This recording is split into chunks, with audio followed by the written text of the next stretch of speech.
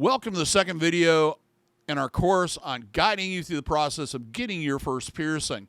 Today I'm going to be talking about picking your piercing. What do you want for your first piercing? Coming up next on New to Piercing, episode number 39. For those who are new to the channel, welcome to the Body Piercing and Tattooing channel. Hope you're enjoying the videos so you find them helpful and useful, but you may not know who I am. My name is DaVo. I'm a professional body piercer and have been since 1994. I own and operate the Axiom Body Piercing studio located right here in Des Moines, Iowa, inside Skin Kitchen Tattoo. So what I'm going to do right now is I'm going to go through various different steps of choosing the best piercing for you to start your journey, your body piercing journey. The first thing is going to be, we're going to talk about is what you should consider, what you should think about before deciding on the piercing. We're going to start off with lifestyle. Are you involved in any type of sports or wear any protective gear? The next thing would be swimming. Do you swim on a regular basis? Are you training? What have you? Are you going to be able to be out of the water for a long period of time? Or is that something that just isn't going to work with your lifestyle right now? The other thing is sleeping. Many piercings during the healing process, you have to adapt to not sleeping on them.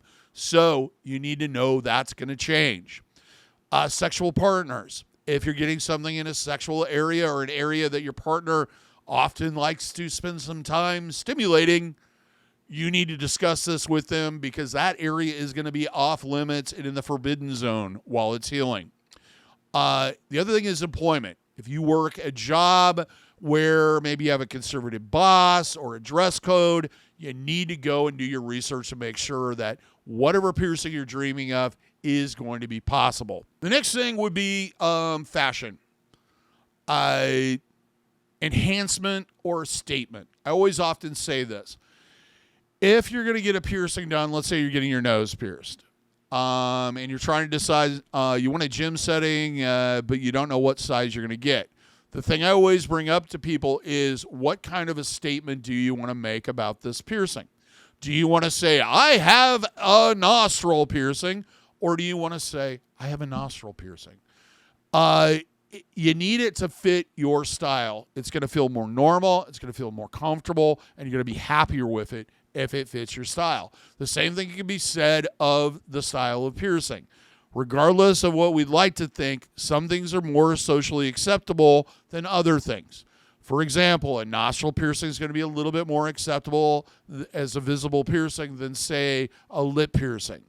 You really need to think about what kind of a statement you want to make with your piercing.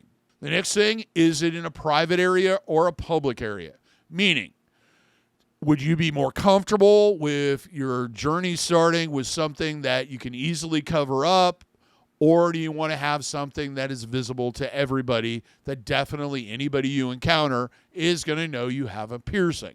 This is really something I don't think a lot of people think about, and it has eroded over time.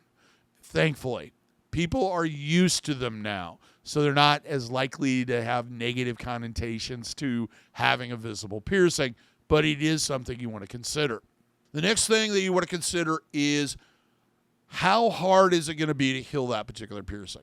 This is one of the reasons why it's important to go and get a consultation with your piercer and talk to them about what type of aftercare is going to be needed to actually heal the piercing.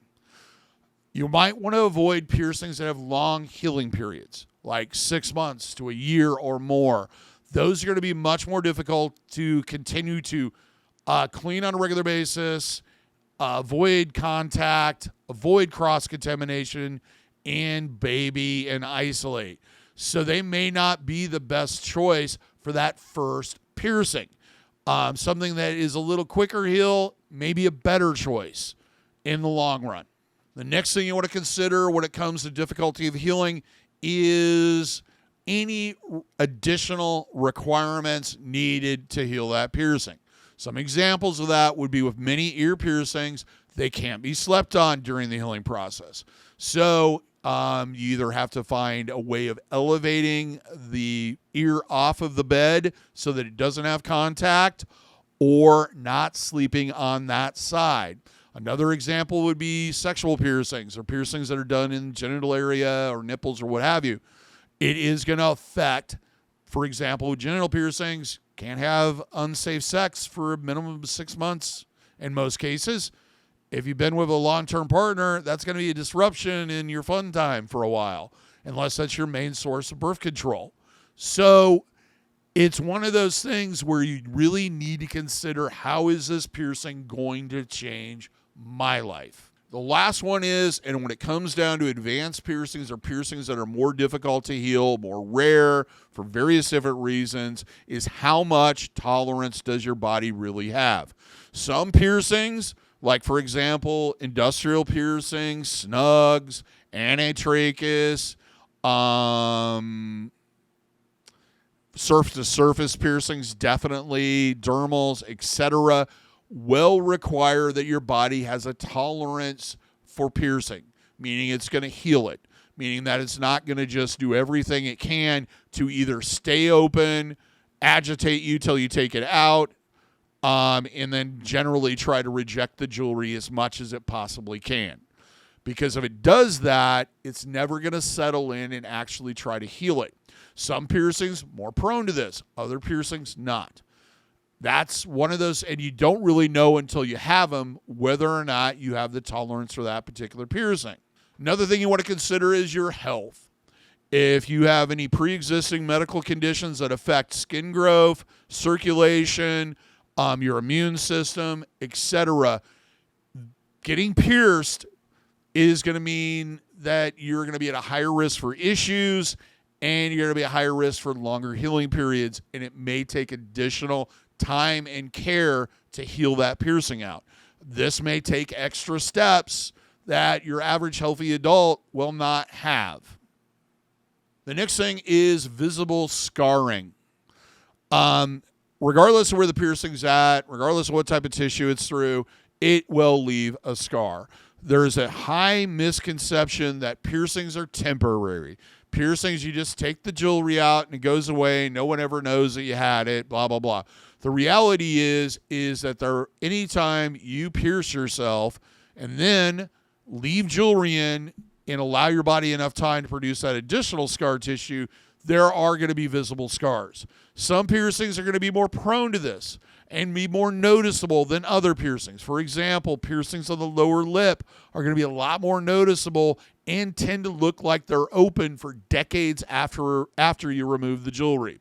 So, another example would be cheek piercings. One of the piercings I don't do anymore just basically because I got tired of all the issues with them and the risks and the fact that it's hard to have the perfect anatomy for it. They're going to leave indentation scars that may never, ever go away without plastic surgery. So these are things that you need to consider beforehand. You may look at piercings as a temporary thing, but the reality is it isn't. It's a life thing. Just like a tattoo, it's going to be there. The thing with the biggest difference between tattoos and piercings when it comes to this sort of thing is most people don't get their first piercing or first tattoo on their face. A lot of people get their first non-lobe piercing in a nostril or a lip piercing or somewhere that is very visible. What I would suggest is pick something that has a quick healing time, on average, is a well-established piercing that is not prone to issues, and you know people that have healed it out.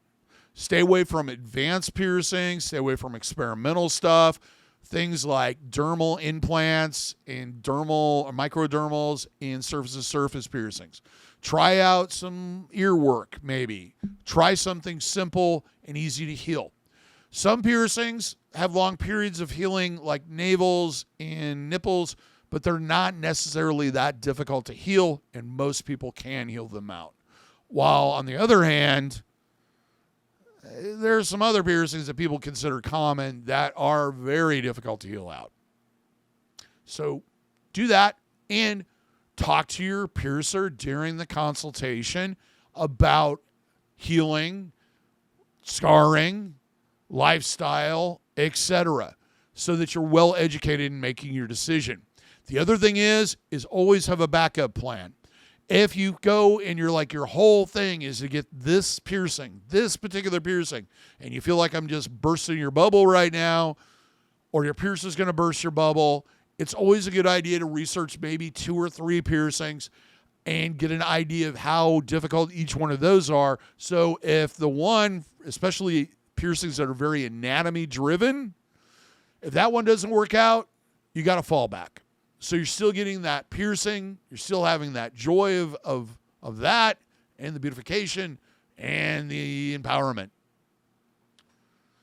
Does anybody have any other suggestions about what you should think about when you're picking out your first piercing? Please leave a comment below. Well, that's it for this episode. Our next episode will be going into choosing your piercer, the search. Probably the most common question, or one of the most common questions we get asked on this channel and elsewhere. But till next time, here's hoping all your piercings heal with ease without a single issue. And if you're in the Des Moines, Iowa area, I would love to see you for your piercing needs in the future. Have a good day, everybody. Take care, and we'll see you in that next video.